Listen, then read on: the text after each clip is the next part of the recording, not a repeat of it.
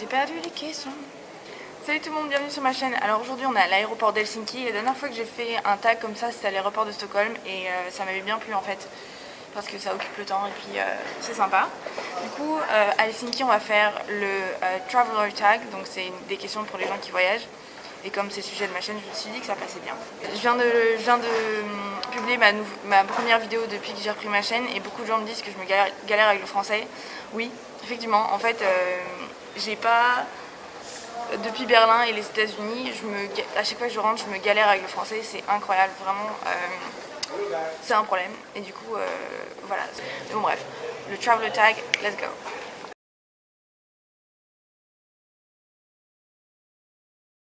Mon premier voyage en avion, j'avais 10 ans, j'étais toute seule. Je retournais voir ma famille en Angleterre pour l'été. Et c'est super bien passé. Ils m'ont mis à côté, que j'étais la seule enfant mineure à voyager toute seule. Donc ils m'ont mis à côté d'une mamie qui était super mignonne. Elle m'a parlé de son fils qui était chef en Angleterre et qu'elle était trop fière de lui et tout.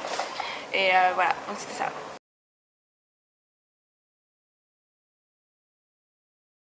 Miami. Miami. Je suis allée à Miami donc pendant mon semestre aux États-Unis avec 3 potes et c'était juste dingue. Et j'ai absolument adoré les 4 jours qu'on a eu là-bas.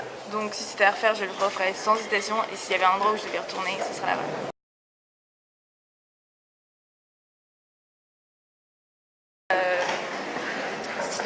J'aimerais bien vivre à Dubaï un peu, voir ce que c'est. Et aussi j'aimerais bien apprendre l'arabe. Donc voilà. Ouais, j'aimerais bien à Dubaï, vivre la fast life là-bas.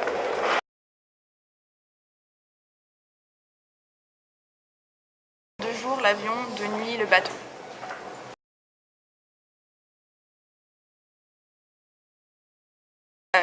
Chez ma grand-mère, voilà.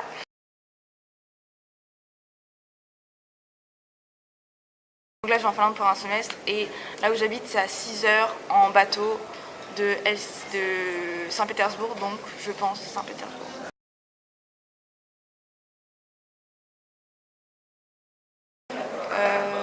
La Corée du Sud, évidemment. La Corée du Sud, ouais.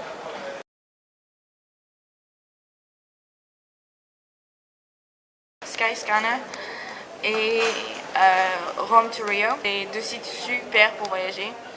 Rome to Rio, il permet de voir les trajets les moins chers pour aller quelque part et il mélange les différents moyens de transport, donc ça c'est super pratique.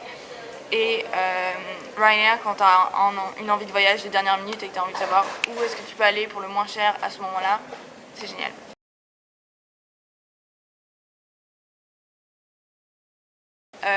Si c'est un vol où je vais dormir, fenêtre. Si c'est un vol où je stresse qu'il y a un accident, couloir.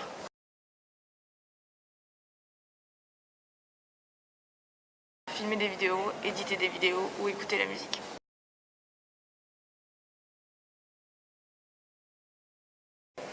Alors, je pense que c'est 14 ou 15. Bon, bah je mettrai là, mais je pense que c'est 14.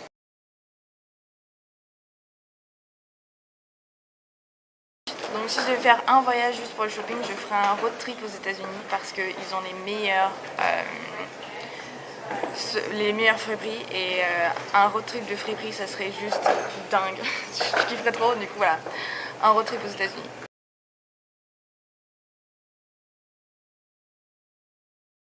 Faites-le avec quelqu'un la première fois et vous allez voir que en fait le travel bug ça s'attrape super vite.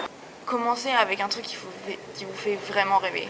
Si vous commencez avec un truc qui est juste l'option la moins chère ou je sais pas l'option où vos potes vont, voilà. Alors que si vous allez à un endroit où vous voulez vraiment aller, ça vous lâche plus après.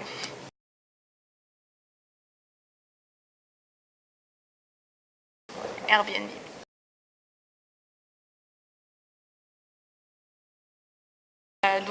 Moi j'aime pas trop me renseigner sur la culture, je l'ai fait juste pour les États-Unis où je me suis un peu renseignée sur les stéréotypes pour faire une vidéo sur ma chaîne anglaise. Mais sinon j'aime pas trop me renseigner sur la culture et tout ça parce qu'en général dans les ouvrages sur les cultures on vous donne un peu déjà une idée de comment vont être les gens là-bas, et je préfère rencontrer les gens sans préavis ou sans préjugés donnés par un livre. Donc en général, je me renseigne pas trop sur la culture, ce qui fait que des fois je fais des bourdes en arrivant, mais bon, c'est pas grave. Je me renseigne sur la sécurité, donc ça en général je vais sur le site des ambassades françaises du pays. Comme ça, ils donnent les trucs de sécurité, même qui sont liés à la culture, ce qui fait que je peux lire des trucs, enfin j'ai les trucs essentiels sans avoir trop de préjugés. Et aussi sur l'histoire, parce que l'histoire ça marque énormément, forcément un pays. Donc je me renseigne pas sur tous les petits détails, mais sur le gros quoi.